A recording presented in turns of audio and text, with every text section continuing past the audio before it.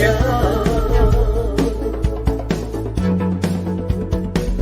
It's the Real Chat Daddy Show. It's the Real Chat Daddy Show. Good evening, ladies and gentlemen, and welcome to the Real Chat Daddy Show. Ladies and gentlemen, and welcome to the Wednesday night edition of the Real Chat Daddy Show. I am your host, Chat Daddy, and it's hump day. It's the middle of the week. It is my Friday. We've ended yet another week. We were off Monday night. We had technical difficulties last night, and we do apologize for the inconvenience. The show is now streaming on all 6 of the platforms. And fingers crossed, we won't have any technical difficulties this evening. I have another great show planned for your viewing and listening pleasure tonight. Coming up on the show, we're going to talk about sex trafficking.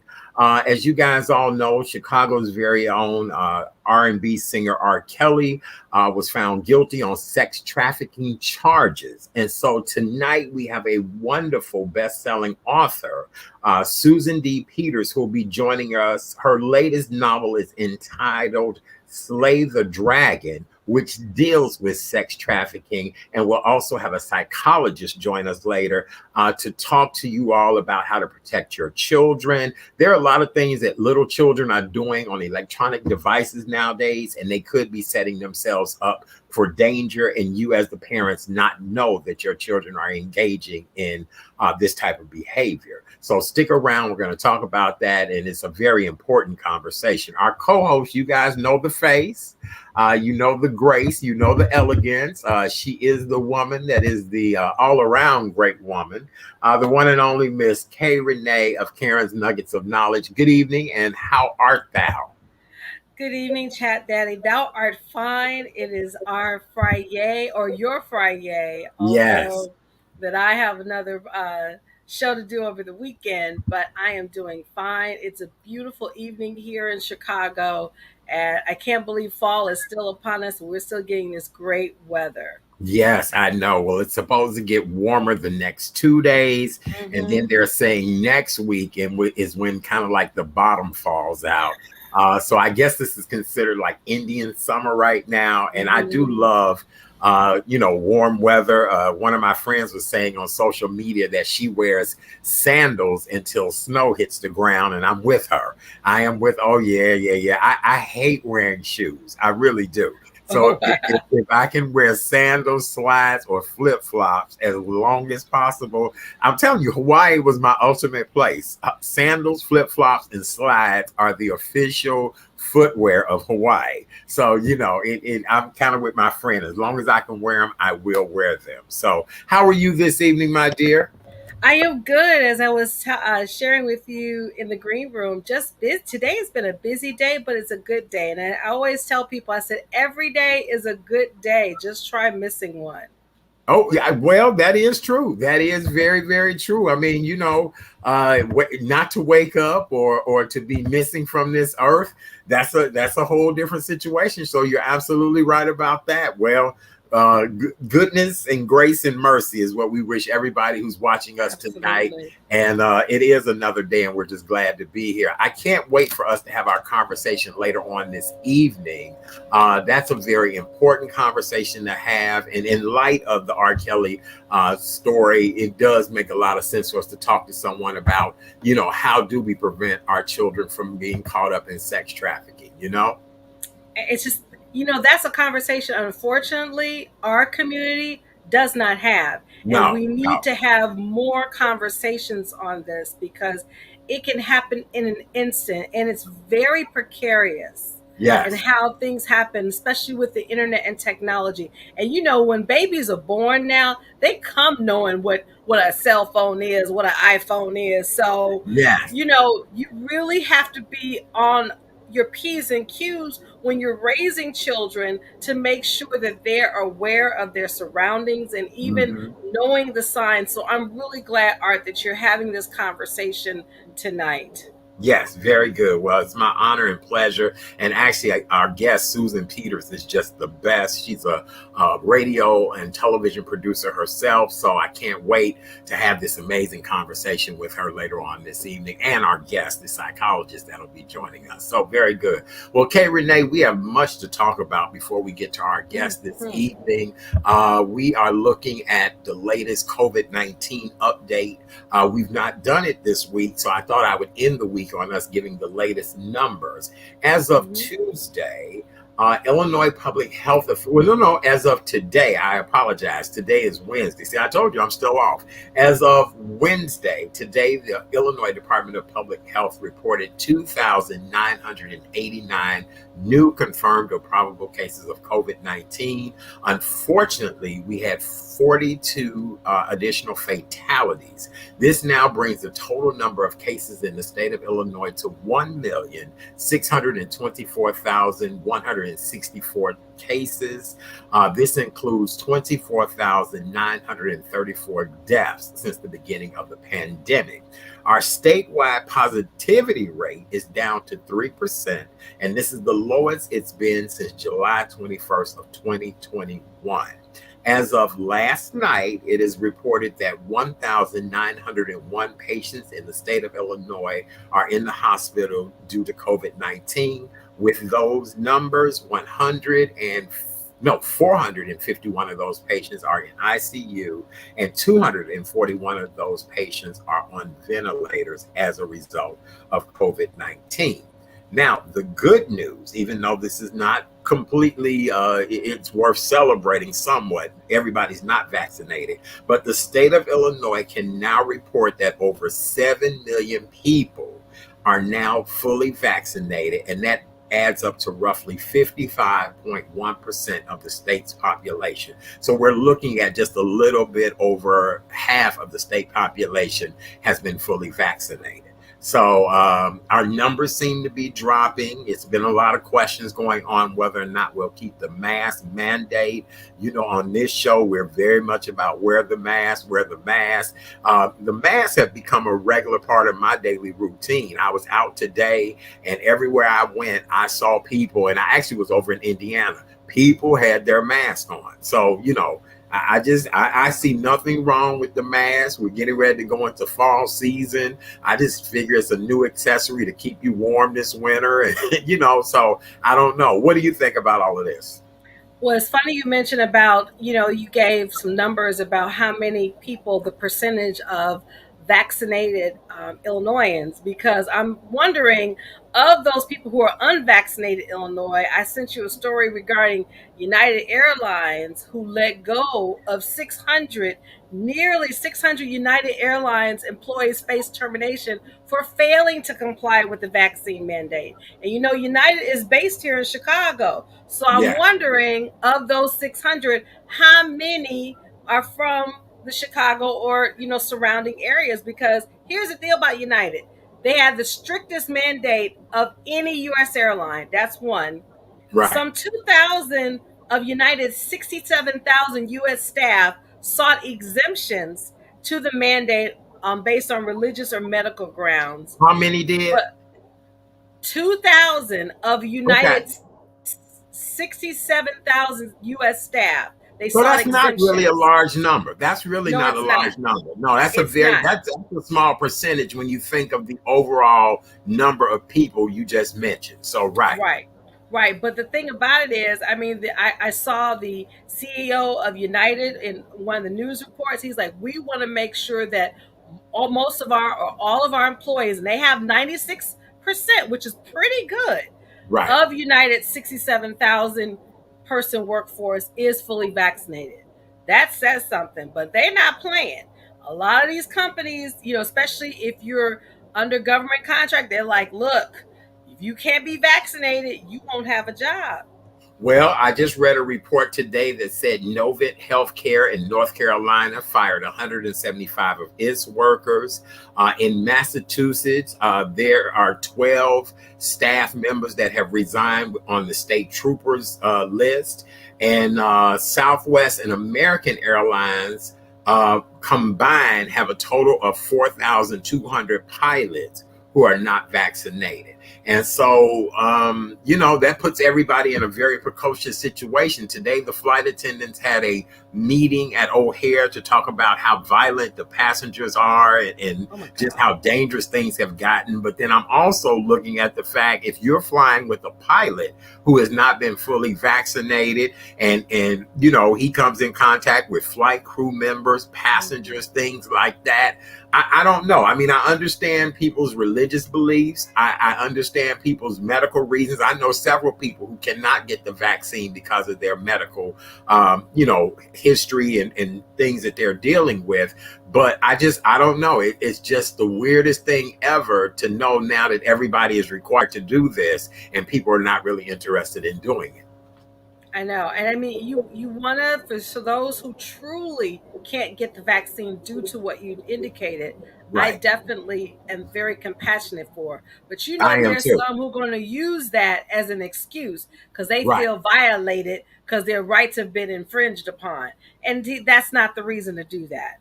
No. Especially if you have a job that requires that you're being in the public on a regular basis. Yes, I couldn't agree with you more. Absolutely. So that's something that we'll have to look at. More and more places are requiring people to be fully vaccinated in order to retain their job. And so it's interesting. Like, I'm invited to several different things in the next couple of weeks.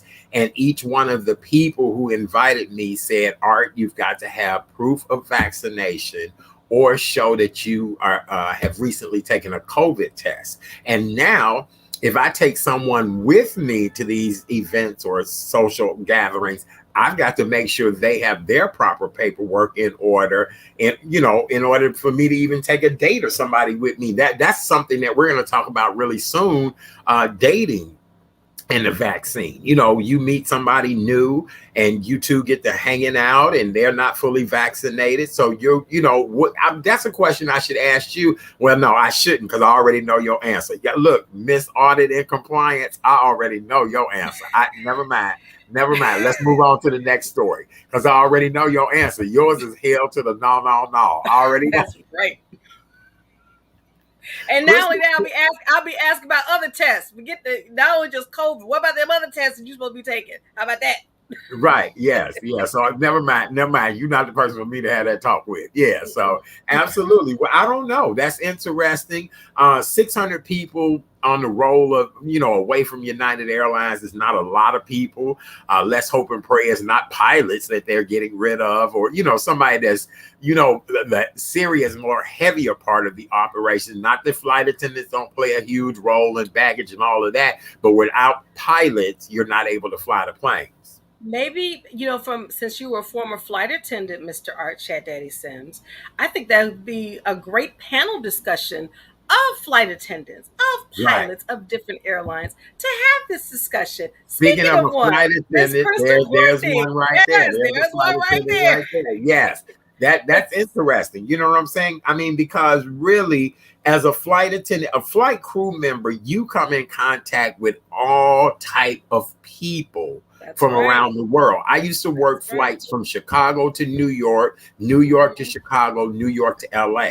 And when I say a melting pot, a hodgepodge of people, people from all walks of life, cultures, everything, and you just don't know what you're dealing with at that particular time, That's right. That's right. Okay. All right. Well, with that being said, we've handled the COVID update.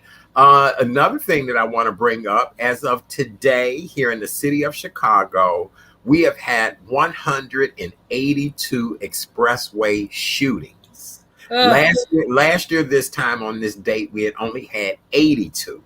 So now we've had over 100 and some percent increase in expressway shootings. What do you think, Kay Renee, could possibly be the solution for these expressway shootings? I mean, and today 4 people got shot in the West Loop.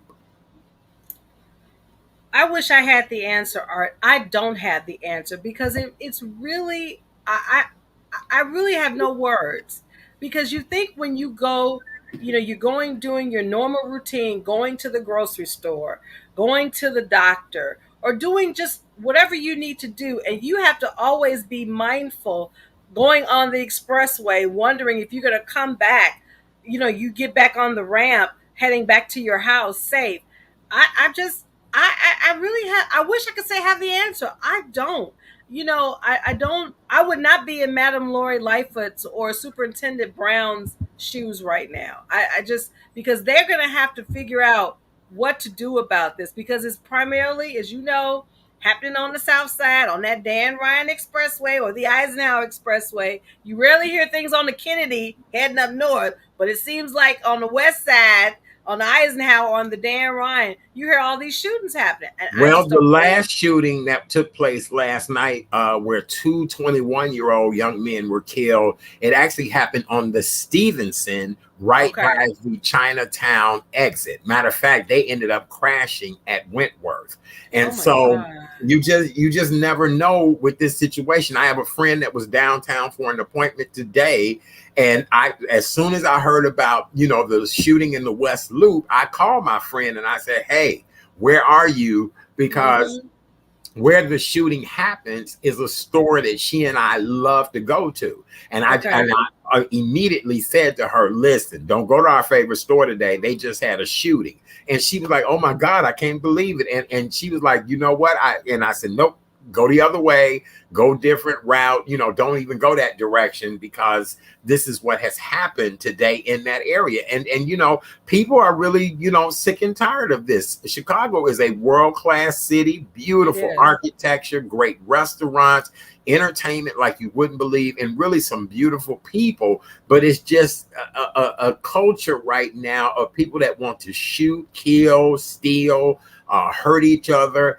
And, someone was asking on social media the other day, is Mayor Lori Lightfoot to blame for all this crime? And I said, absolutely not. This has been crime that has been going on in our city for decades. This has gotten out of control. These are the children of people who were original problem people, or lives that never matured and got any bigger or any of that type of thing. And it's always stayed negative. That's where a lot of this is coming from. And it's exacerbated due to the pandemic, because you think about it, we've been all cooped up for almost 18 months, and slowly restrictions have been lifted. Folks don't know how to act. I saw a news report that in the hospitality industry, in the restaurant industry, folks are just going buck snit wild, and hitting customers, hitting customers are hitting staff. I saw one young lady worked at Starbucks. She was in tears. Do you hear me saying somebody attacked her over sugar, over some sugar? I said, what the hell is going on with people? Like, I just don't get it. Me neither. I don't either. Same way when I was driving today, I'm not getting people who are coming from the right side to run red lights. I'm just not getting that. Today, when I was out driving, doing what I had to do, you're sitting at a stoplight. There's the left lane next to you. You're in the right lane. And if there's, any room, these people are now just continuing on through the intersection, not even pausing for stoplights, stop signs, any of that. All right, you were on point, because when I rent the car last week, I was in 2 instances where folks just running red light, going across the railroad crossing. Now, I have a great uncle who did that and unfortunately lost a leg many years ago. So yeah, he has a prosthetic leg now, but that's another story. But it's just real, when you're sitting there, waiting for the light to change, and folks just zoom by you. You have to shake your head and say, is it that necessary that you got to get to point A? You're going to get there. Right. Enjoy the ride. What the hell? I'm just not getting it. I don't understand people riding on people's bumpers nowadays. No. I was out today and somebody steady riding on my bumper. I just pulled over and was like, look, have your way. Have your way. Because I'm driving as fast as I can. I'm trying not to speed. I don't know. It's just weird in many ways. And the funny part, this I will acknowledge. Now, when I was in my younger days, I probably would have gotten upset. Now with age comes what? Wisdom. I'm like, you know what? Go ahead and keep moving, see what happens. Yes. Because again, as I said, we've been cooped up for almost over 18 months. Folks are just going bat-snit crazy, and you don't know what you're getting into when you leave your home to go do your routines, getting in your car, driving the normal speed limit to get from point A to point B. So right. Yes. All right. Very good. Well, what else you got in the news tonight, my dear? Well, tonight, and this is related. Tonight, I already played mine. I played for us, all right, because tonight, $570 million. Wait. Powerball. How much did you say, my beauty? How much did you say? $570 million and no cents.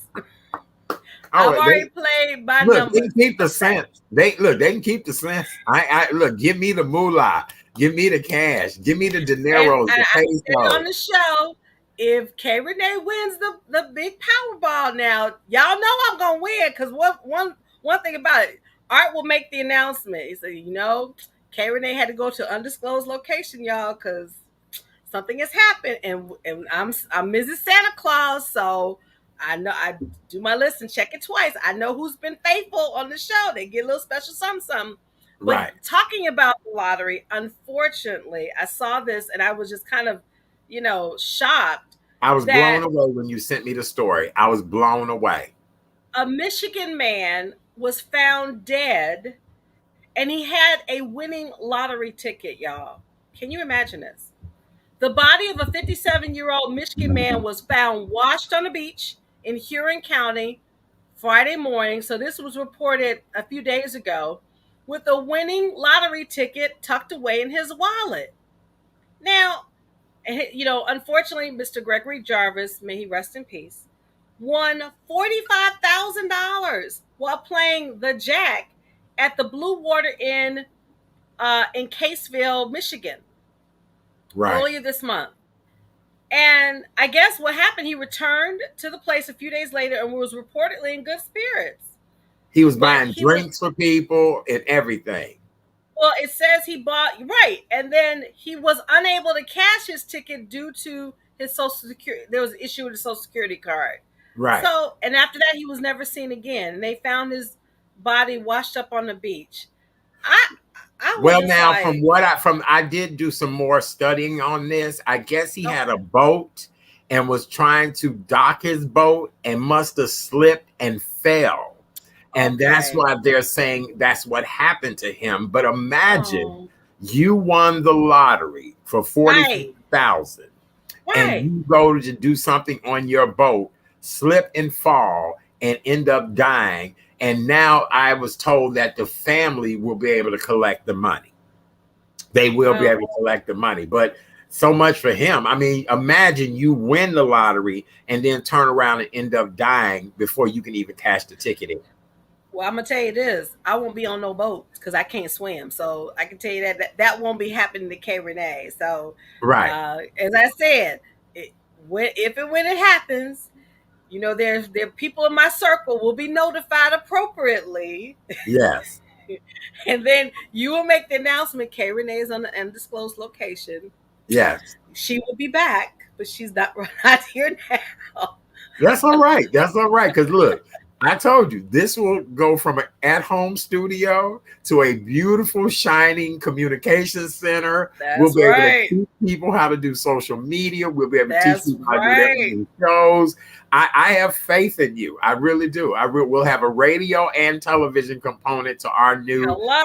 Yes, amen. So look, I'm excited for that. Fingers crossed that you win the Powerball, and good luck to everybody else. And guess what? Right, good luck to everybody else. Don't get me wrong. But you will be in Hawaii, right? But you will be in Hawaii in those slippers, flip flops, doing the show in that beautiful communications. Hey, I'm ready to put it out there in the universe. Yes, amen. Very good. Well, what is this I'm hearing in the news about the one and only Mr. Denzel Washington does it again? God, my other husband. Yes, please tell us what your other husband is up to. I know Pauletta, she probably like, what the hell? But Pauletta used to it. She used to it. Right. You're right. She used to it. She like, honey, Denzel come home to me every night. But That's yeah, true. okay, girl. That's true. Keep dreaming, keep wishing, girl. I'm sure that's what Pauletta say to them all. I'm sure that's what she say to them all. I love you, Pauletta. Right. If not, I'm saying it on behalf of Pauletta. I Dream all appreciate you it. want, sisters. Dream all you want. Yes. Well, it's always good as an actor that if you can play any role in Shakespeare, you're doing well. For instance, Paul Robeson, I saw him in the movie of Othello. He was just excellent. I mean, excellent. So Denzel is taking a turn in the Shakespearean repertoire. He's going to be playing in Macbeth with Oscar winner Frances McDormand. You remember that movie Fargo, where she plays those type of movies where she really excels in. But check this out. I mean, like Lady Macbeth, I can see him doing that.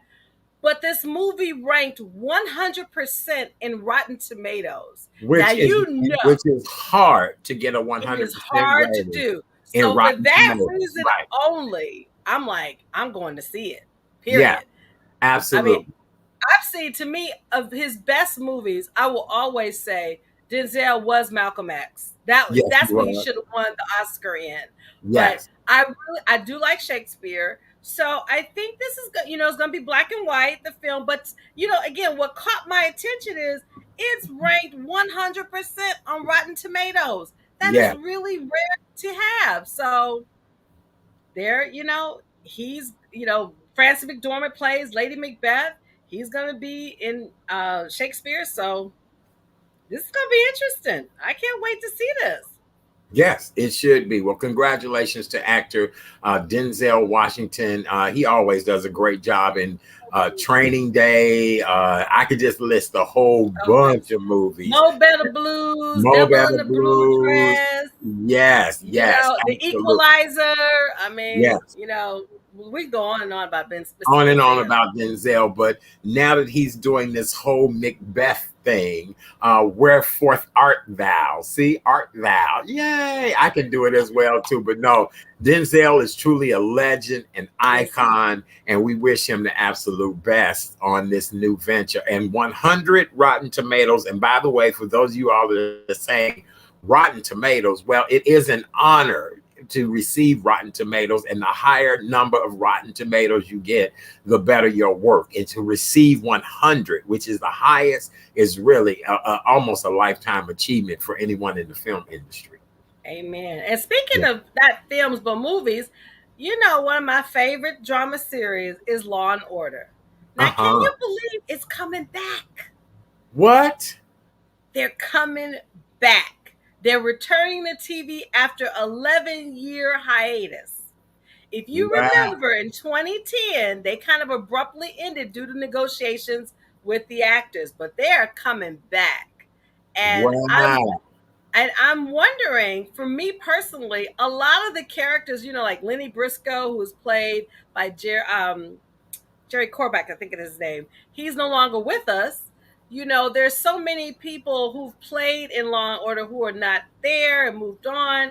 But because I watch Law and Order SVU, and Channel 5 has owned the Law and Order franchise with Dick Wolf. You have Law and Order SVU, Law and Order Criminal Intent. They have another one with Christopher Maloney is Law and Order Organized Crime. But the original that had been on for 20 plus years is coming back to TV. I'm just amazed on that. Just amazed. Oh, it's me. Okay. Can you hear me now? I can hear you. I had muted my mic. I'm so sorry. I was trying to check something. Yes, no. I'm a huge fan of Law and Order as well, too. Dick Wolf is a beast. We were talking about Dick Wolf last night with our guest who was here with us, Joseph Schneider. His parents both worked with Dick Wolf. And so it's just amazing that this type of television is coming back. And after 11 years, can you imagine, But they did not give a date when it's coming on, but they've announced it that they're coming back. So for those Law and Order fans, be on the lookout because I still watch it. If it's on WeTV now, you can get your Law and Order on Monday and Tuesday nights because they do a marathon. You get Jerry Orbach, Benjamin Platt, Yeah. who was the one that played in Rent, who played Detective Ed Green, Yeah. Dennis Farina, and my girl, Miss S. Epatha Murkison, Lieutenant, Anita Van Buren. Hey, I'm into Law and Order, I tell you. Very good. All right. Well, congratulations to all of you Law and Order fans. The return is in the near future. We don't know the exact date of when it'll be back, but as soon as we know, we will inform this audience. All right, my love. What else do you have in gossip and entertainment this evening? Well, again, we were talking about Mr. Will and Jada, and we really, I hope we have a show on this because I think it needs to be talked about. That a lot of people, we knew about Will and Jada's unconventional marriage for Yes. some time, but a lot of people are still in shock about it. I'm like, why y'all in shock about it? I mean, they do what they do, and it's okay. I think because they're public figures, everyone has this um this pedestal thinking about what they do, No. and it's like, come on now. They have problems just like you and I. Yes, But they I do. think I'm looking. As I said, I read the GQ article on Will, and he was, of all the articles that he has been in, this is his most transparent one. So Mhm. if this helps their marriage to get back on track, God bless them. Absolutely. And they've been married for a while. I wouldn't be surprised if Will and Jada got a divorce. I think Will and Jada, as I said this last night on the show, Will and Jada are still together because they're a business. Just like Right, Jay-Z and Beyonce, these people are multi-million-dollar enterprises. And right. why break all of that up when you have become such an iconic couple? Now, do I think they might get a divorce? Oh, absolutely. It's not beyond belief, but they have built an empire like you would not believe.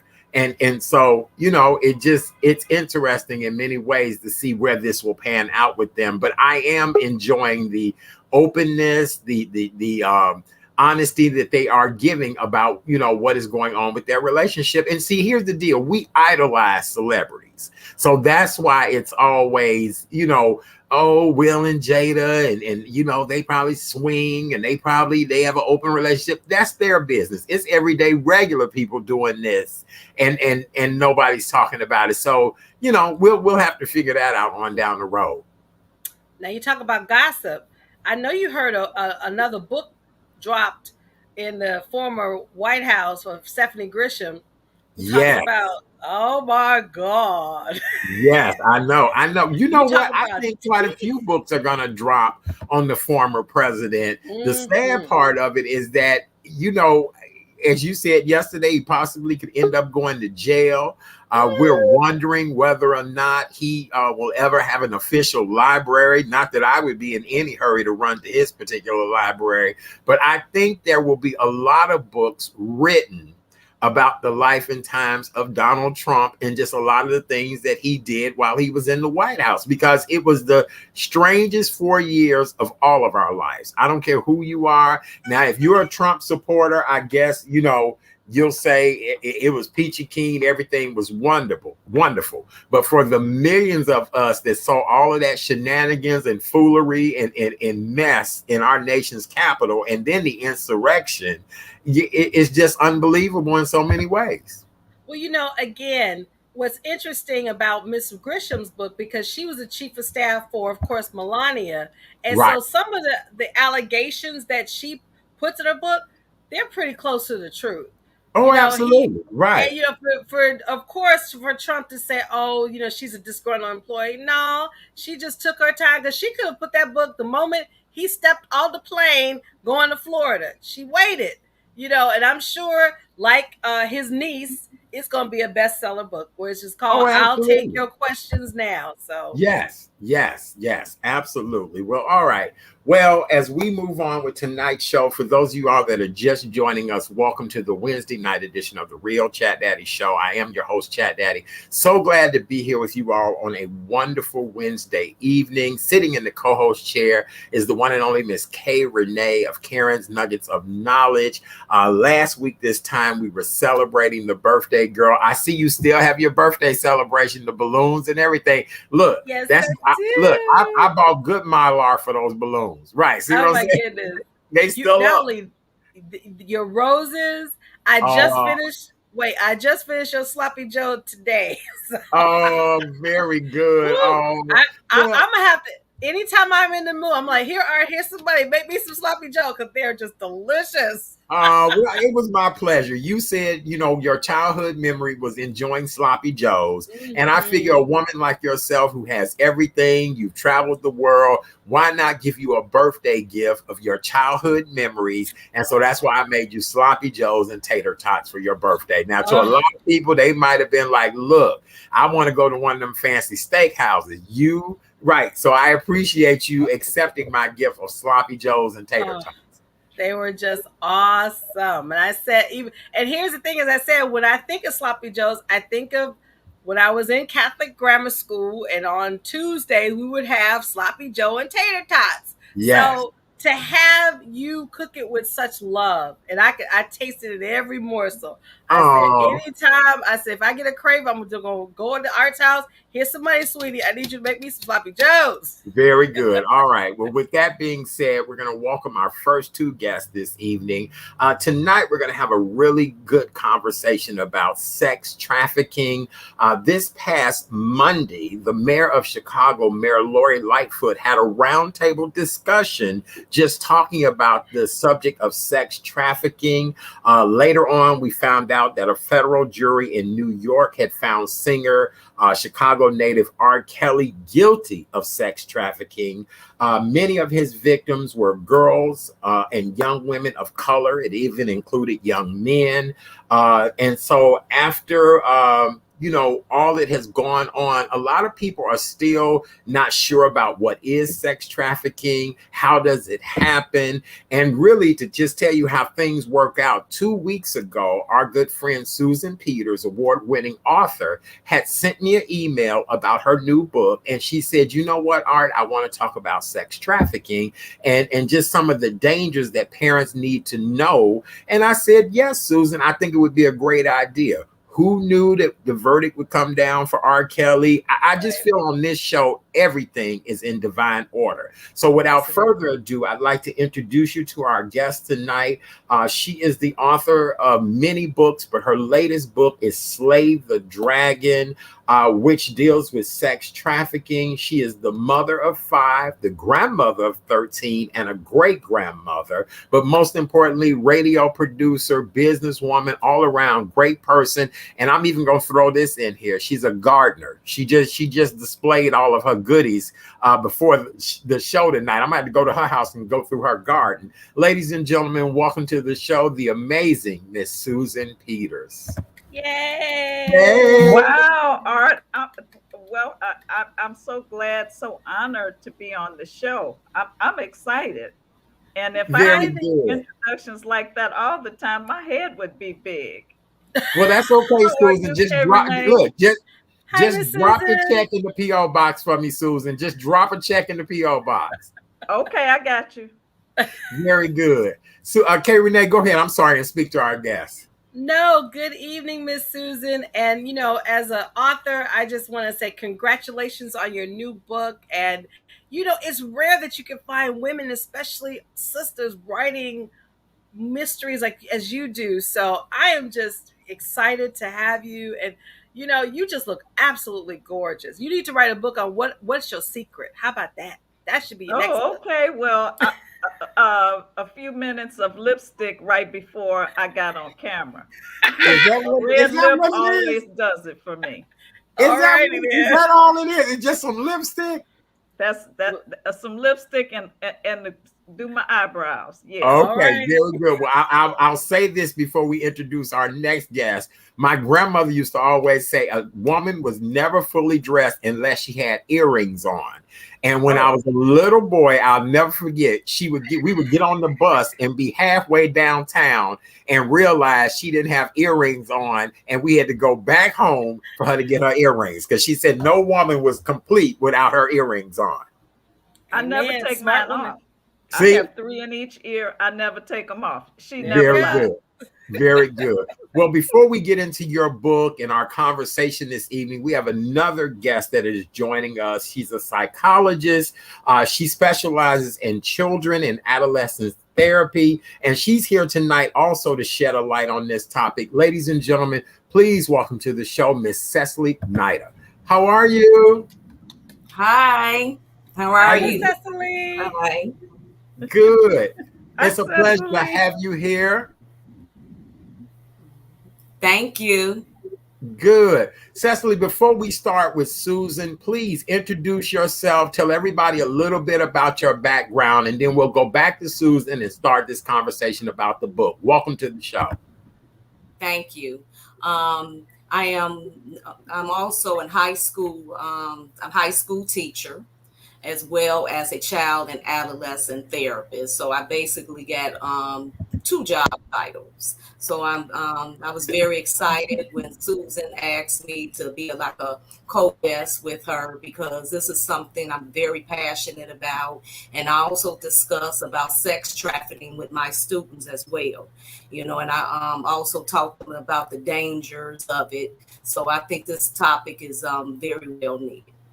Very good. Well, we appreciate you taking time out of your schedule. Thank you for being an educator. Also, thank you for just dealing with our young people and all the things that they're going through, because I know as an adult I'm going through enough things, so I can only imagine what our children are going through. Susan, please introduce yourself to the audience. Tell them about your wonderful background. You lived in Liberia for 11 years, and you're the author of many books, and then we can get into your latest book in this conversation.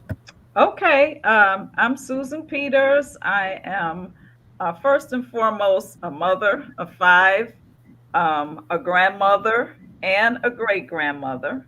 I am the executive producer of the Community Health Focus Hour. I'm semi-retired from the University of Chicago Medical Center, where I was managing community affairs for many years. And now I'm devoting a lot of time to writing. I have published as an independent author 5 books. My memoir, Sweet Liberia, Lessons from the Coal Pot, which is about our 11 years in Liberia and our escape during the Liberian Civil War. Also, 3 detective novels, Broken Dolls, which is the first Joy Summers mystery, The Iron Collar, which is the second Joy Summers mystery, which also was recently released on Audible, and Slay the Dragon. And I also have a book called Stolen Rainbow, which it's a romance about a woman who is, interestingly enough, or topically appropriate enough, a soldier injured in Afghanistan who finds love after being really badly injured. So I am interested in this topic. I've always been interested in the things that happen to women and children. And as I, mature in learning, I just want to be able to share this information. Very good. Well, I'm ready to get this conversation started. Your latest book, Slay the Dragon, it deals with sex trafficking. So let's talk about how you even came up with this. Just to know the age of the child, the pimp dynamic. Let's talk about how did you even come up with wanting to write this particular book?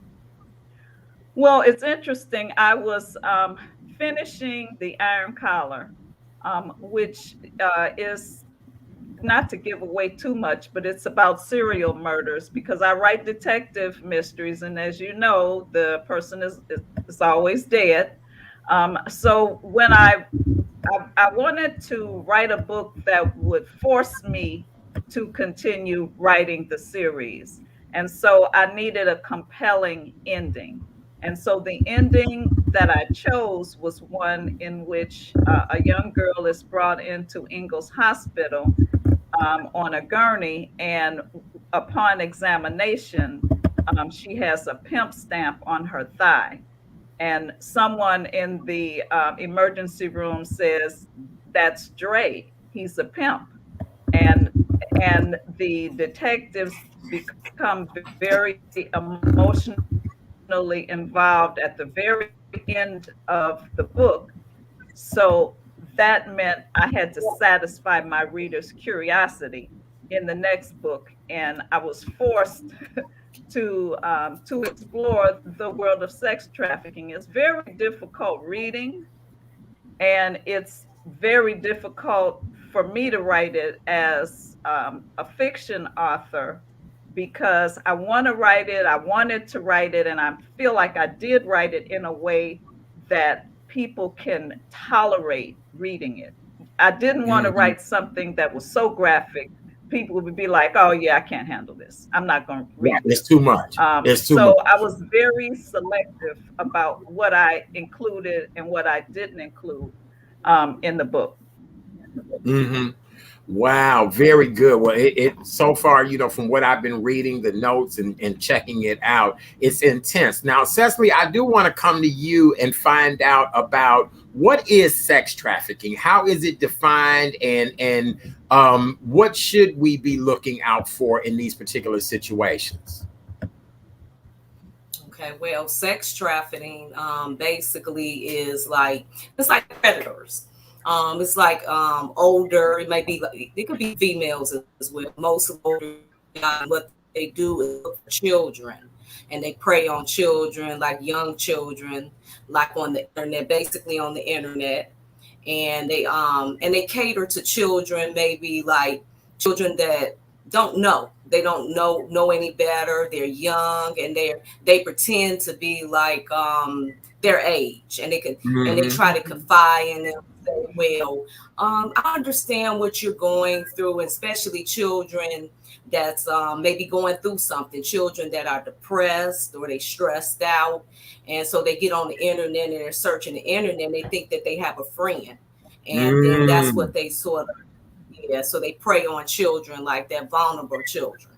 And so basically, that's why we need to, basically what I do with my students, I tell them the dangers. I actually teach a whole entire quarter about sex trafficking with my students. And I go through the Facebook, I go through everything, the dangers of it. I show them actual movies.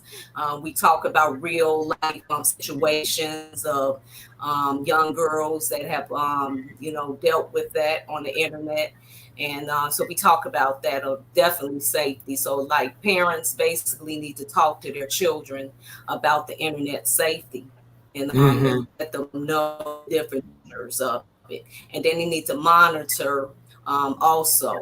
They need to monitor what they're looking at on the internet. If it's not homework, they need to find out who they're talking to. So basically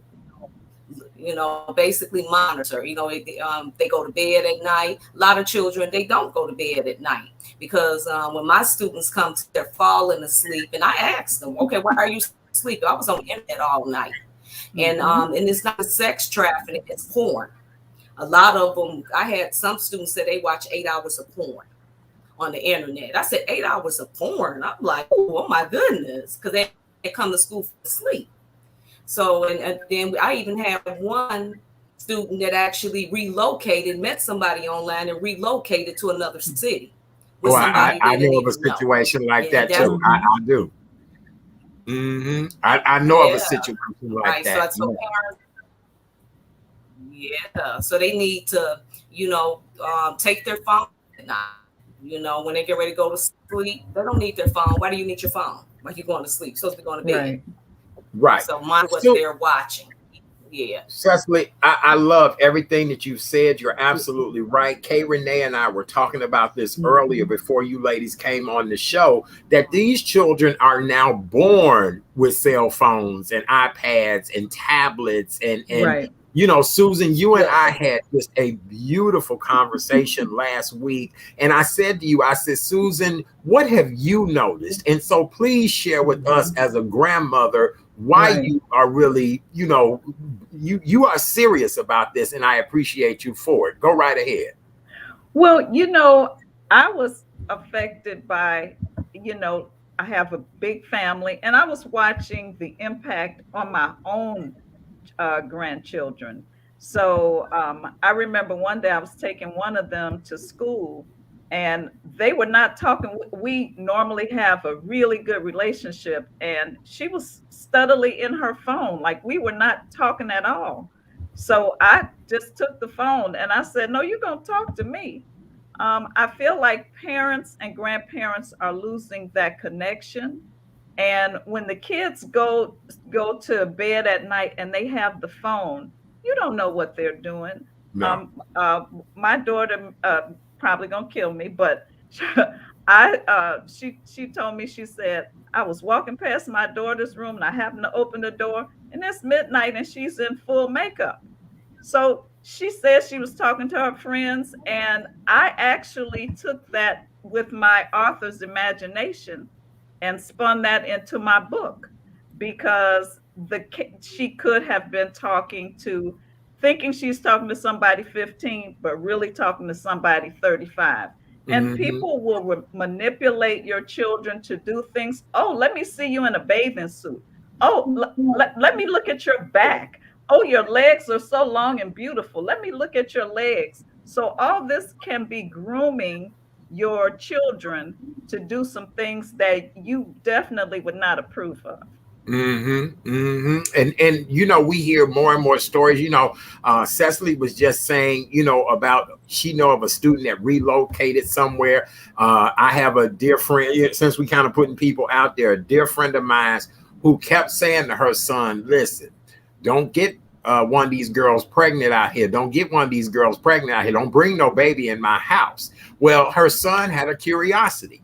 He ended up, so he was so worried. He wanted to have sex, wanted to, you know, connect with somebody, that he ended up connecting with a man who gave him AIDS. You know, it infected him with HIV. Right. And so you're right. He was young, wanting to connect with somebody, wanting to be in love. The mother steady kept saying, don't bring no unwanted babies up in my house. Right. But little did she know the son would go out and experiment with a man and ended up HIV positive. So it does happen all the time. It really does.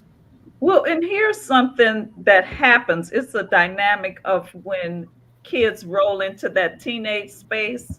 Often they stop communicating with the parents, and so their sadness, their anxieties are not being shared with the parents, so they're vulnerable to someone else who comes to them as a mentor and a friend. I mean, I think the abuse that took place with the girl gymnastics team was horrible, because these parents sent their children to achieve their big dreams.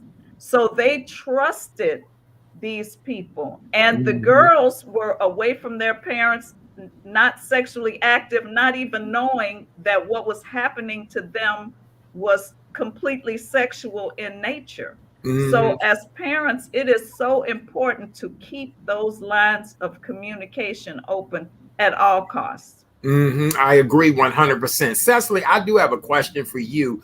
When do children really start thinking sex? You know, I know it's in us from birth, and I know, you know, like you're saying that the young people watching porn for 8 hours, things like that. Lord, if I watch porn for 8 hours, I'd be blind.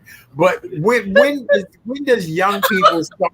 I would, child, I'd be just as blind as the day is long. When do children start really thinking about sex and wanting to have sex, Cecily? At the age of 5.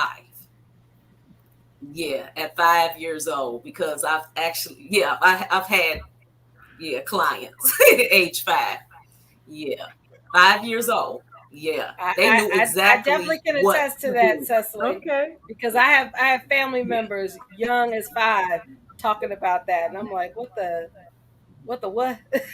She's definitely right about that. Yeah, I mean, they know. I mean, how to put it, not be so graphic, but they know, how to pull panties and all of that. Yeah. Mm-hmm. Yeah. And the boys, because I even had one that was 5, and I had to because he was telling one girl to suck his at 5. And I'm like, okay. I was like, so what do you know? I guess conversely, Cecily, when should parents start talking to children about this subject? At 5, or when they start being curious, or when should they start having this conversation? I say probably like around 4, because around 5 it's like they already is like into it at 5, because you know what, they're in school now, so they're around other students and they're learning from their classmates. I say about around at least around 4 years old they need to start sitting down and they need to start talking to them. Yeah. Are there materials available for parents? Yeah. To deal with 5-year-olds? Well, they have books out there. They have like little books out there you can sort of read. You can read to them. Yeah, they do have books out there about good touch, bad touch. Yeah, yeah, they do have some books out there. I don't have no pearls to collect. Right, look, I couldn't wear my pearls tonight. I'm clutching this rash. Right, like, oh that's why I have my pearls on tonight, because I'm really. I have my cross, Susan. I'm clutching that. Like, oh my God. Yeah, because right. This in the name of Jesus. In the name of Jesus, because this is just too much. Yeah, they even want to get married at 5. I had someone say that she wanted to get married. She's 5 years old and have a baby at 5. She would go up and kiss boys, grab boys and kiss them. She said, "I said, why would you do that?" She said, "How am I going to get married and have a baby?" She said, "If I go and kiss them, our kids' innocence is just stripped from them." It is. It's too much. It's too much. Susan, I want to come back to you. We actually gonna keep this conversation going. You ladies good on time so we can continue this conversation? I'm good on time. Okay, good. Susan, what are some of the things that you would recommend to parents? And then we'll add some of more of Cecily's things in there. But you're saying that maybe parents should take these phones at night. What are some of the things that you want these parents to know? Absolutely. I mean, so the very first thing I want to say is don't nullify yourself as a parent. I think girls need 2 parents, and it takes 2 people to have a child. So this whole thing about the baby mama or the baby papa drama, we got to get past that and have some civil connections, because our children need both their parents, no matter what the parental status is. So I feel like that is key. But I also think parents need to set boundaries and not feel like you need to be always cool with your child. Your job is to give the society a responsible individual. You are not your child's friend, you're their parent. The friendship comes later after they've been adults, but my children didn't necessarily like me during the teenage years, and it was okay because that wasn't the gig. Right. So those are 2 things. And so the other things are like control the devices. You have a time when you can use your devices based on some guidelines that me and your dad or our family has set. And if it's you get 2 hours of screen time after school and after you do your homework, and your phone docks in our room. The laptops and stuff is all charged in our room. So therefore, I know you're not on the internet, engaging in any shenanigans. Mm-hmm. And they have, parental controls you can put on phones. There's companies that do that, but I feel like managing the proximity of the phone and the access, you don't have to get real fancy. And then if you're not complying, I have the phone. The other thing is, I think parents should have passwords, because every now and then you need to do a spot check to see who's saying what. Mm-hmm. You know, I do not believe that children have privacy until they're paying bills. We all respect each other in a space, but even coming up, I would take a day off from work when my children were at school, and I would just kind of go through things to find out what I found. I didn't always act on everything, but I needed intelligence. And if I saw something that was a red flag, I found a way to bring it up. If it was really a red flag, there was a confrontation, and I have found some things. So, you know, I feel like you just have to be a parent and give up that notion of having a mini me that is just like you and y'all dressing alike and you're not in control of everything. Wow. Kay Renee, I know you got questions for both of our guests tonight. No, I mean, it's just interesting how when we grew up, because I remember my mom, I always like to leave my door closed. Because she was a high school educator too, like you, Cicely. To play that, door be open from my room. She said, if we got to lock this phone, we will do whatever is necessary. Communication is she didn't play, ladies, but I think communication is very key. And I guess the question I want to ask the two of you, and both of you, I know you are moms, suppose your child just says, forget all that, and they get into some serious snit. What do to maintain the relationship so they don't go too overboard? Because we know, especially these young girls, they like to dress, be like the models and be on TV, but they don't have the emotional intelligence to deal with the consequences. So how do you deal with that? Cicely, you go ahead.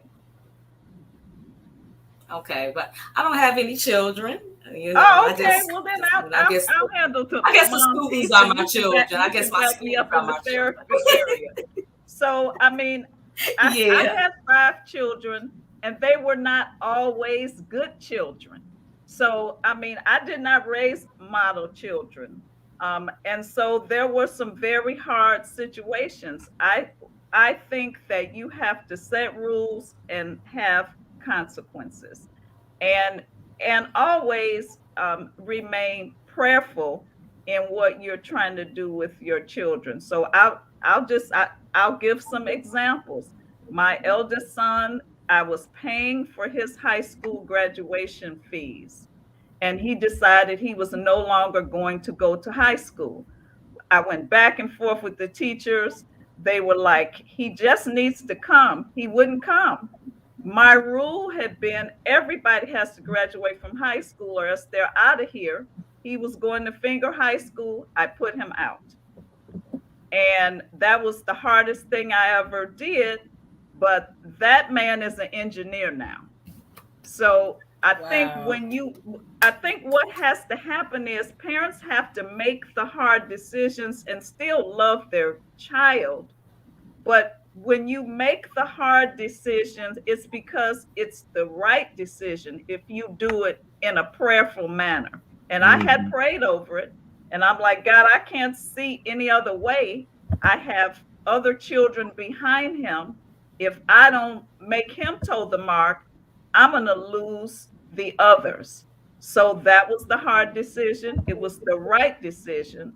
And it worked out. So, I mean, all of my kids had different scenarios, and I was okay with that because I was not the good child.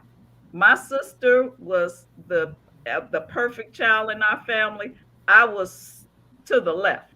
So I knew that, you know, my mother was a disciplinarian. She said what she said, and she meant what she meant.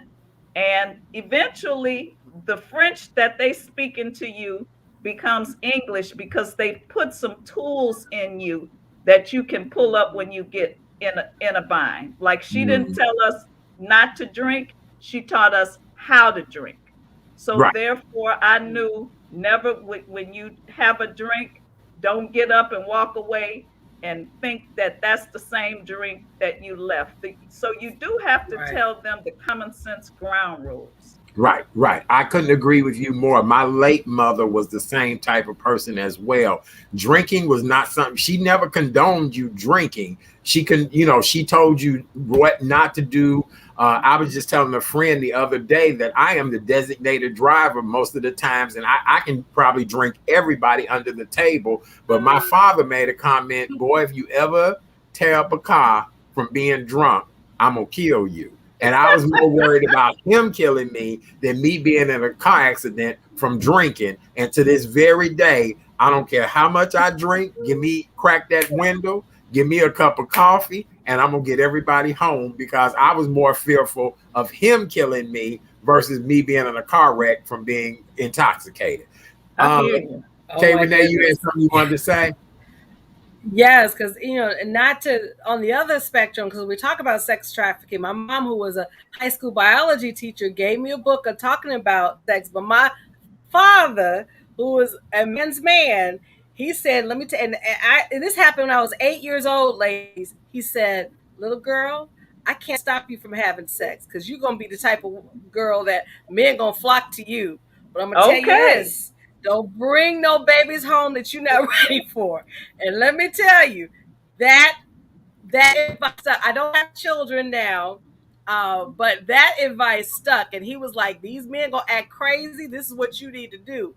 And it just, it's sometimes, as you said, Susan, you have to be the parent. There's nothing about being no best friend when it comes to raising a child. So those little lessons that parents teach you, they stuck. It sticks. Cecily, I want to ask you a question, being a therapist in this day and age and dealing with so many circumstances, and not that I'm trying to age any of us on this conversation tonight, but I think I'm safe to say that we all came from a certain era. We all came from certain standards. Cecily, what would you say are maybe the top 3 things that are so different than when we were coming up as young people? Okay. Well, basically, just like what Susan was saying, but the opposite, like parents are basically trying to be their child's friend. So they like really afraid to discipline them, because they were saying, well, they're going to call DCFS on me if I do this. And I've actually heard children threatening their parents. If you hit me, I'm gonna call DCFS on you. You can't hit me. So a lot of them are afraid of their children these days. And then too, they're having them at a younger age now. So they're having them, I've been seeing girls 12 years old that's pregnant, 13-year-olds. So they almost like to say they're growing up with their children. Grandmothers are 40 years old now. So it's definitely a different era. So they don't really know how. It's basically they need some parent training. Because most of these kids, when they come to me, they was like, well, my mom ain't gonna do this. My mom, they talking back to their parents. I'm like, oh no. I said, you don't disrespect your parents. Basically, they don't fear. They don't fear their parents.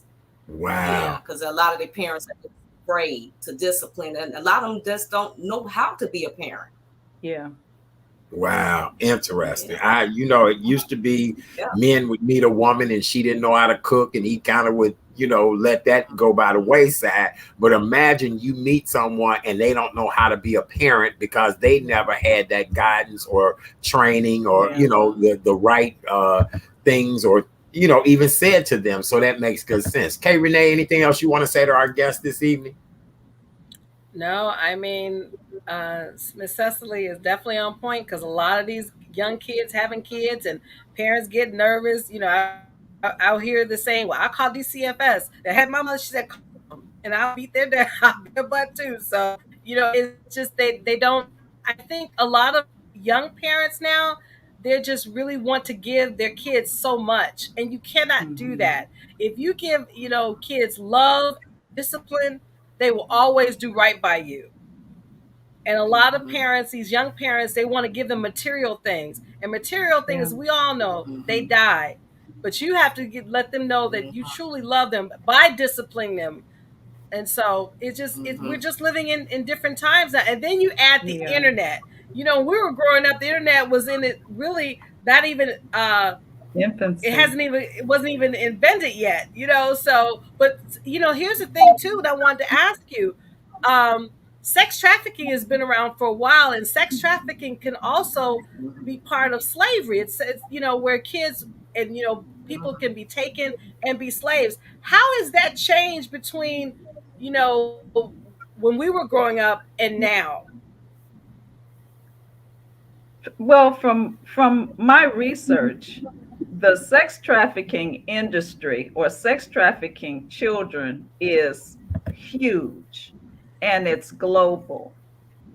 It takes place in the United States, and there are people who have these tastes who are very wealthy, and they make it happen. So it's not only, you know, your little pimp, it's people in governmental positions in this country and other countries that facilitate the pleasures of men who like small children. There's countries where this behavior is, I don't know if it's condoned, but it's looked the other way. In places in Africa and Asia, people go to Thailand and these other places where there's a lot of poverty and people sell their children. And there's cultures where sex with children has happened traditionally. So there's child brides in India. There's child brides in Africa. When I lived in Africa, in West Africa, I worked with a group that worked to eliminate or modify traditional practices that affected the health of women and children. And child bridesdom was one of them, because if you marry a 10-year-old to an adult man, the perception is that they're not going to have sex with them until they're older, but that's not always what the case is.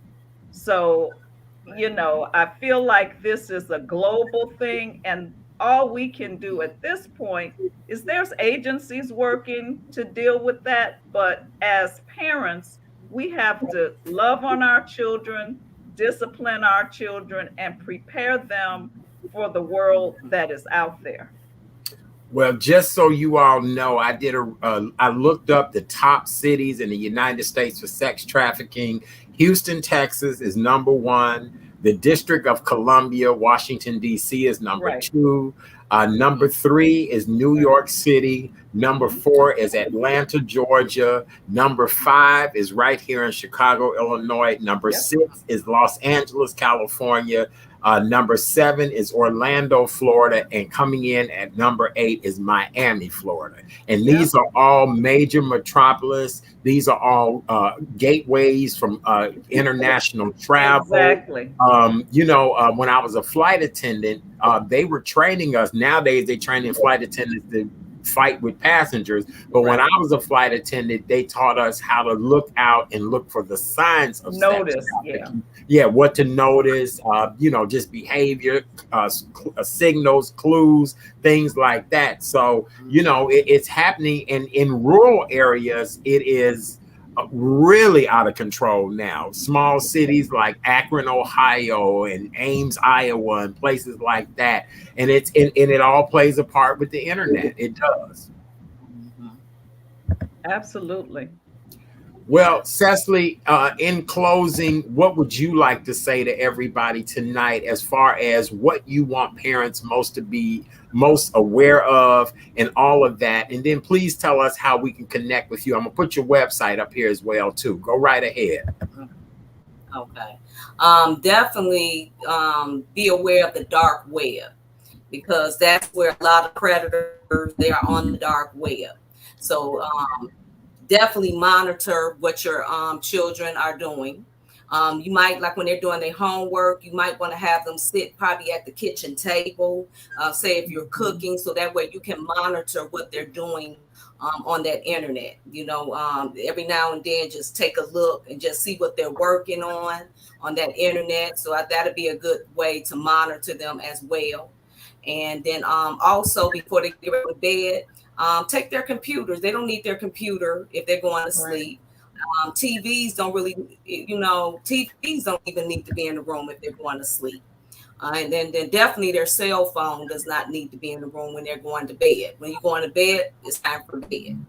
So that's one way that you can definitely monitor your children's activity, and also sit and have like conversation with them and find out, ask them how, what did you do today? How was your day? And then a lot of times your kids will start talking to you, and they may say, well, I met somebody, and then that's how you can get like more information up out of them. But definitely communicate with them every day. Ask them, like, how are you doing? How was your day? Yeah. Did you have any assignments to do? Definitely do that, because that's how, I didn't hear you. No, go right ahead. I'm saying, you're getting good advice. Yes. Because that's how I get a lot of information out of my clients, because my clients tell me a lot. And one of the biggest things that my clients and my students tell me is that their parents don't listen to them. Right. And that's the biggest thing. So if you don't listen to them, they're going to go to the internet, and they're going to find somebody on the internet that's going to take out time to listen to them. Mm-hmm. So that's why I say you make time for your child. Even if you got to make 10, 15 minutes or per day, definitely make time for them. And that's what they're looking for, because that's why they enjoy coming to therapy, because it was like, okay, yeah, Miss Didi, you listen to us. They tell me everything. It's so much stuff they tell me that I can't tell parents because it's confident, especially if they over the age of 12. I can't tell parents. It's a lot of deep stuff they tell me. I have kids come in and tell me they done met people on the internet, and then I have to go through the dangers of the internet because I can't disclose this information to parents. They say, well, my mom won't listen to me. My father don't listen to me. They say they don't have time. So definitely listen to your child. Mm-hmm. So I have a question. If they're over 12, you can't tell the parents what's going on? Nope. Only if they're planning on committing suicide or, some type of abuse. They got rights according to the state of Illinois. That's breaking confidentiality. So I can't say anything to the parents. My God. They can come in and tell me that they're drinking. They can tell me that they're doing drugs. I can't even tell the parents. So what I do is just educate them. And I just tell them, what I do is tell the parents just to write down what they want me to talk to their child about. I said, just give me a list, and then I'll go through everything on the list. And then I would try to fight for the parents. That's what I do. I fight for the parents up, and I tell them, you got to listen to your mom. Your mom ain't going to be around forever. So I do look out for I always look out for my parents. So I make sure I cover everything. See, that's why you in the line of work you in, because I'd come out of that consultation with that child and be talking about, honey, you got a demon on your hands, right? So I'd be like, Lord, you got a demon on your hands, right? But I didn't know that, over 12 years old, that they couldn't, that you can't. Oh boy, that's it. Oh boy. I have a question. What if a child says they've been raped? You can't report that? If they've been raped? Oh, then that I can. Oh, yeah, I can report that. Okay. Yeah, that's something any type of abuse, suicide. Yeah, that I can report, yes. Okay. Wow. Well, you've done an outstanding job this evening. Yes. I wanted to make sure I had your website right. Is it with an extra S in it, or is it one S in it? I think it's extra S, CLS. No, it's one S. Wait a minute. CLS, comprehensive service. Yeah, CLS services. Yeah, that's it. Okay, beautiful. All right. So for more information on how you can reach her, it's CLSSERVICES.org, and you can get more information on how Cecily can help you. I'm just floored. I didn't know, over 12 years old that you can't tell the parent. Look, I'd be winking and blinking at the parents like, look, run. Right. I'd be like, oh, don't go to sleep tonight, honey. Don't go to sleep. You got a little Chucky living in your house. But you know, maybe that's why you do what you do, and that's why I do what I do, because I sure be like, girl, you got a Chucky in your house. Right. It's a little Chucky inside of this child. So yes, I get it. God bless you. We appreciate what you do. We really do. We really, really do. Susan, tell us how we can get the book. Please give us your closing statement. We really appreciate you, because a lot of these grandparents are like, look, the hell with these kids. I'm living my life, but I thought this really was a beautiful conversation to have this evening. So please give us your closing thoughts and tell us how we can get the book. Okay, and first I'm gonna tell you this funny story. So I took my youngest son, I had him in therapy because he was giving me trouble. He was a straight A student that became a straight D student. So I'm like, is he having some psychological problem? What's going on? So finally something said, take the brother for a drug test. And the little Indian doctor, I said, so what was the result of the drug test? And she goes, well, madam, I can tell you what's. I said, listen, lady, if you want to get paid, you better talk to me. So she said, he has marijuana in his system. I said, okay. I was thinking he was having a developmental delay or something. I can work with that. I know how to handle that. Yes. So anyway, that was my story, and I'm sticking to it. Amen. Amen. So yes. My books can be bought on my website. www.susandpeters.com. They're all available to be personally autographed if you purchase from there, or you can get them from Amazon. They are in paperback, Kindle format, and as I said, the Iron Collar is now on Audible. So I'm so grateful to have been here tonight, Art. Thank you. You know I love you. Oh, I love you. Hey, Renee. This is our first experience. I hope it won't be our last. I hope not too, Miss Susan. I truly enjoyed you, and definitely you too, Miss Cecily. You know, this is fun. Absolutely. So look, Cecily, don't be surprised when I tell you I need a therapist on the show. You know, I look, so I have your email, I have your number. Oh, please call me. I enjoyed this. Yes. Yeah, we'll have to put some more segments together. Cecily, I have to talk to you about some other things that we need to bring to the forefront, because our Black and brown children are really suffering, and we need to help them as much as we can. We're dealing with a lost generation out here. We're dealing with people. We're dealing with babies raising babies. So I definitely want to talk to you about your expertise a little bit more. Okay, wonderful.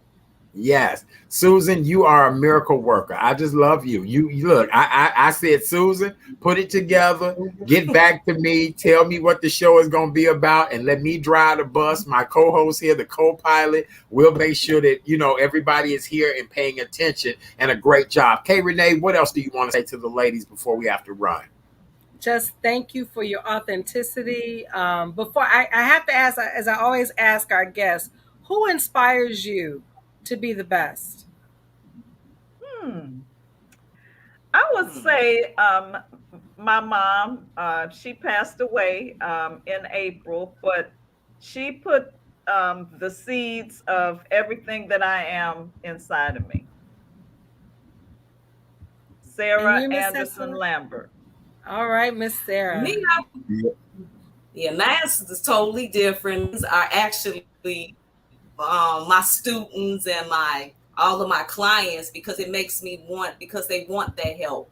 And I just love children, because everybody said, well, how can you just go from teaching? Because I go from teaching straight to my therapist job. They said, how can you do that? I said, I just get the joy, and I get extra energy talking to the babies and talking to my kids, because they're all of my kids. So, and that just makes me want to do more for them. The more that they reach out, I just want to help them. Well, ladies, both of you are shining examples of just grace, elegance, just thank you for all that you do. Susan, you do an incredible show on VON on Saturdays and have been doing that show for years and keeping our people informed, letting our people know that health is a wealth and that a lot of us are neglecting ourselves. Thank you for introducing me to Cecily. She's truly a treasure and just a pleasure to have her here tonight. And Cecily, I just want to say to you, from educator to therapist, all in the same day, is just unbelievable, but just really a godsend that you are in that position. Because a lot of teachers I know, when that bell rings at 3 o'clock, they like, look, the hell with all of this. And then you continue, right.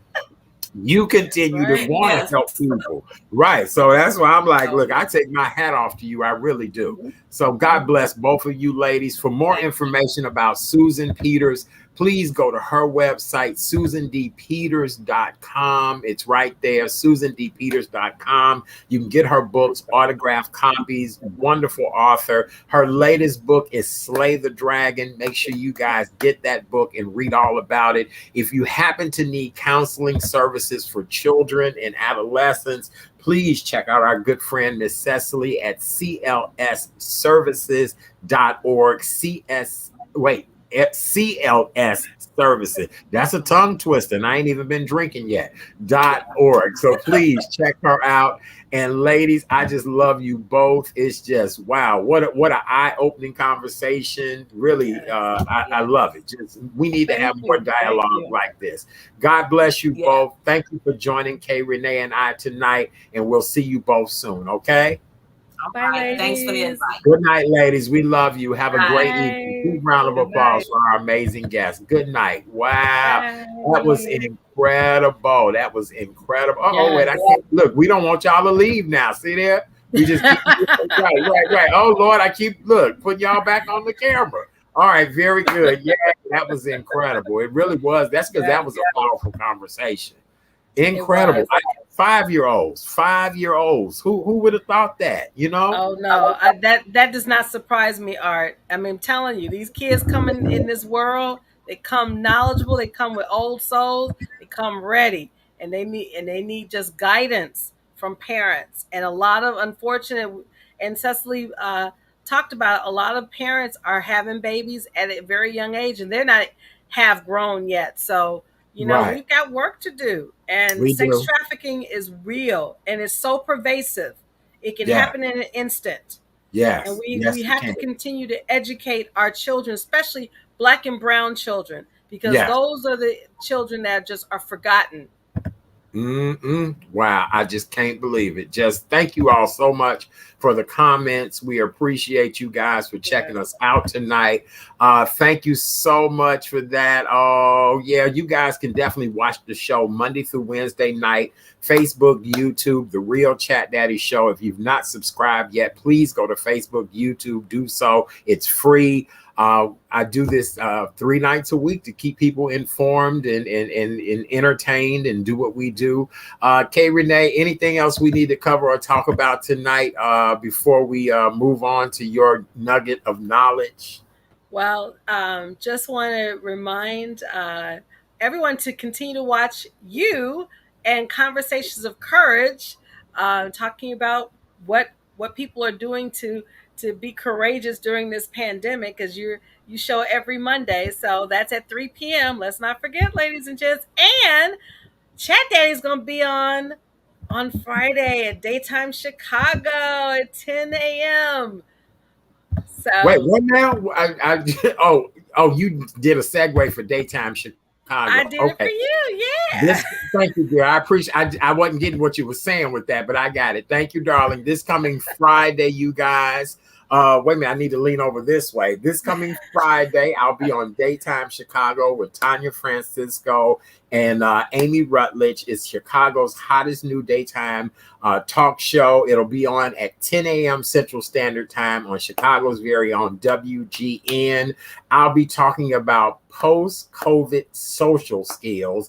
Now that more and more people are getting out and having to mingle in indoor spaces, what should you not do? What should you do? I went to a baby shower this past weekend, and I said, wait a minute.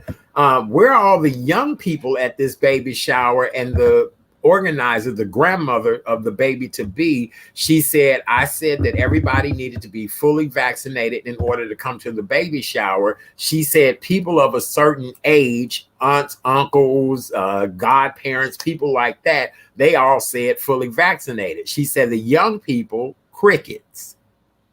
So they had to end up having a baby shower for the fully vaccinated, the aunts, the uncles, the grandparents, great grandparents, and then the young people had their own baby shower separate. And that's our new normal now. Isn't that something? And these people really rented a huge ballroom, had great food.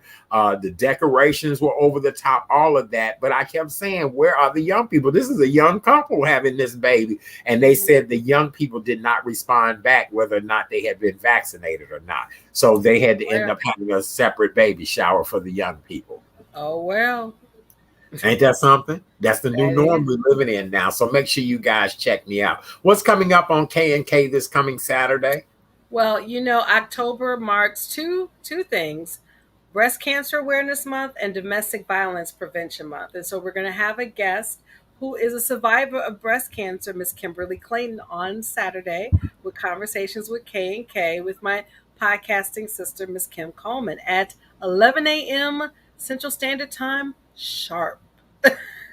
Very good. All right.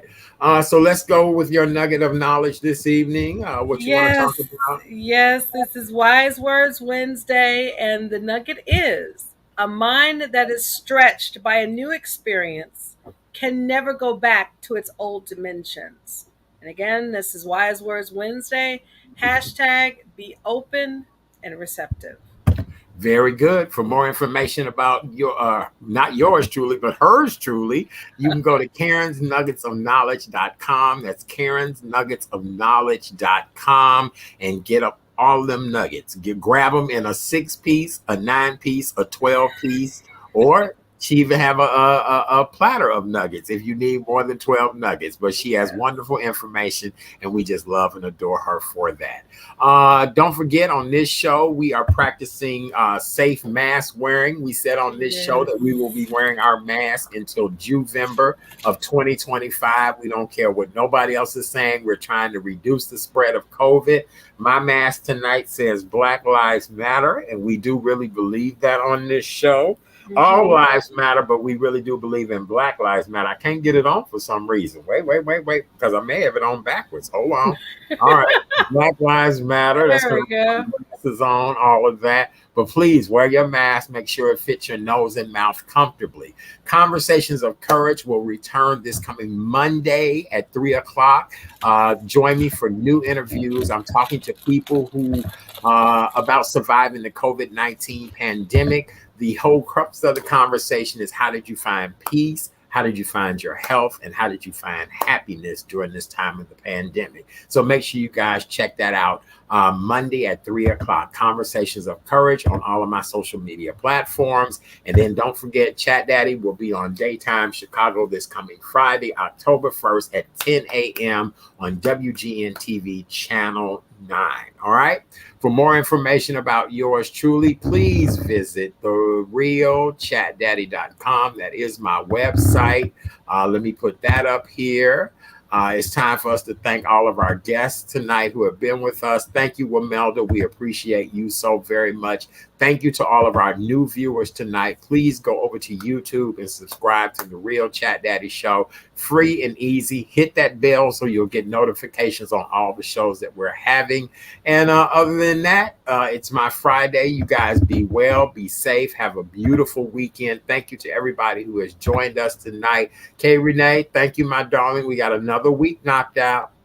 Yes, we do. And yay, the gremlins have gone. Yay, gremlins. Yay, yes.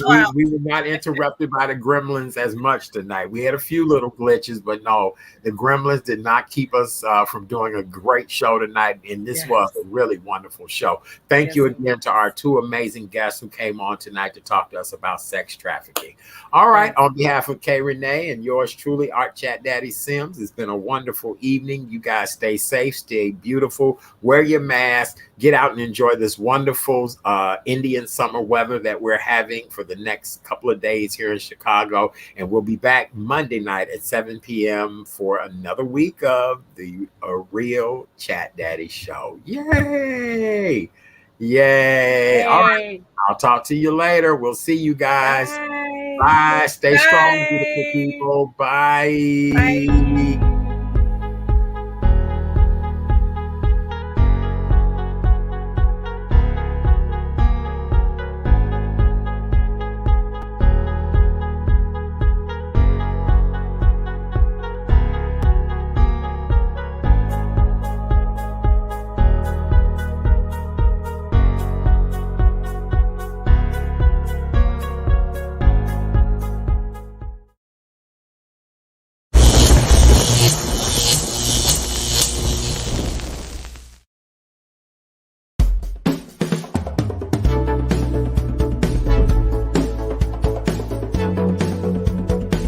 It's the Real Chat Daddy Show.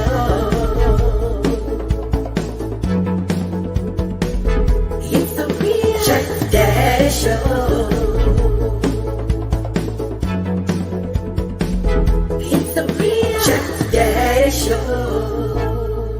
Good evening, ladies and gentlemen, and welcome to the Real Chat Daddy